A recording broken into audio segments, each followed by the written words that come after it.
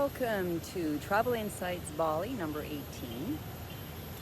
Everyone is doing their best. So since I arrived, I've had, obviously I'm traveling and I have more spare time to hang out with people and even scroll on social media. And so what I wanted to talk about was I'm noticing how people talk about people. And the thing that's making me give this talk today is that when people make a judgment, or they're critical of them, or they make an assessment, or they just make a blanket statement about a person, something inside of me starts to contract. Now I have noticed that when someone speaks, I may resonate with them or I may not resonate with them. Those that I resonate with, I notice that I start to have an affinity. I build an affinity, especially if I keep listening, on people, media talking about a political person, or just all this different conversations. I might resonate and I may not resonate. So when I have a resonance with someone, I start to build an affinity. Now what I'm noticing is the ego wants to build a position, because the ego is already feeling separate and not connected. So it's substituting relating to someone else's ideas as my ideas. And then I prefer that person because now I'm building my identity with their words, and what they say, and what they believe in, and what they're going to do, that kind of thing. And then when I listen to people talk, especially on media, it happens in conversations too, where people are talking from a position, like in media, you have the news media people, and what they do is they take a side of a politician and they build up, all the good things about that side. And of course, it's only partial information. We don't know, I don't know, but the way they talk about that person makes me have more affinity for that character. So what I'm noticing is that there's opinions, and then there's something called discernment. And opinions, I believe, come from an ego position. And if we don't have a position, some of us want to have a position. So we listen to people's, it's kind of a laziness as far as I'm concerned. It's like we're lazy. We just want to listen, and then we'll make our little, I believe them, or I believe in them more, and I believe in them more, or I don't like that, and it's like,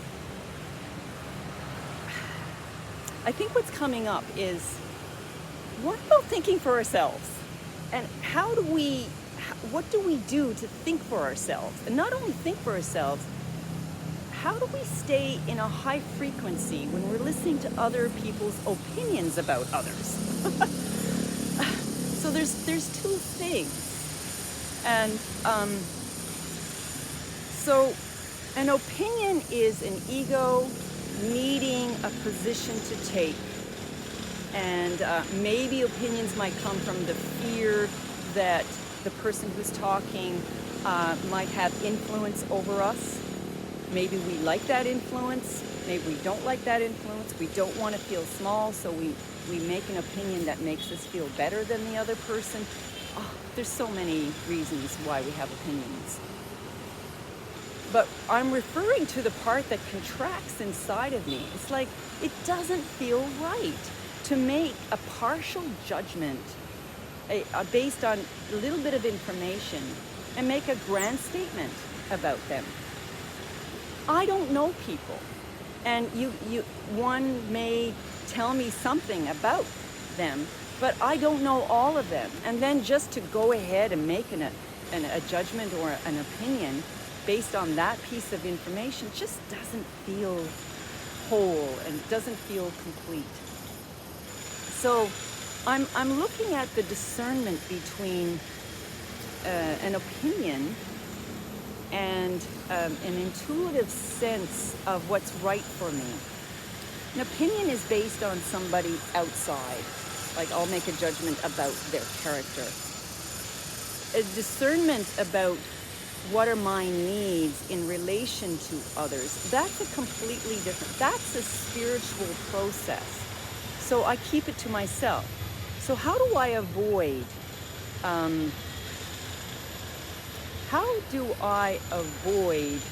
getting caught up in opinions, judgments, and preferences?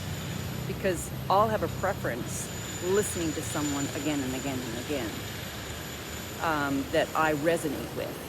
But how do I avoid that, or how do I transcend that? So what I'm coming up with is that people are really trying their best. They're doing the best that they can. Even the so-called opposite side, when we talk in politics, they're doing, everyone's human and they have a process, they may have messed up somewhere, but like, how can I have compassion or feel the being inside going through their life lessons, even if they're a huge public figure, and even if they're, in charge of, the country or whatever. It's more like resonating with their being and what are their intentions. I don't know what they are, but it's like, it's about me resonating with the best that we all are. And then when I do that, I feel relaxed, I feel good, I feel connected. And to me, that's a way of being in satsang. Satsang is connecting with the spirit, the life force, and having conversation based on being in a higher frequency without the judgment, opinions, and preferences, but seeing the life in them, which is more neutral. So we're not taking a side or a position or a stance and defending it, more like we are trying to understand the life in them.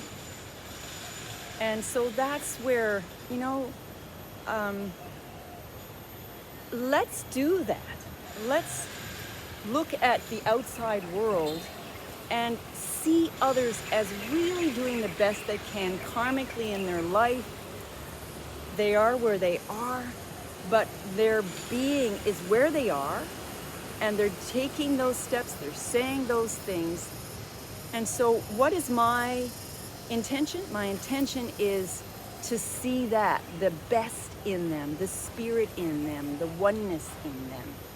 And that way, I'm not going to contribute to the chaos and the egomania stuff that's going on in the world, but just stay connected with just loving all beings exactly the way they are. That's it for today. I hope you enjoy it, and I'll see you next time. Bye.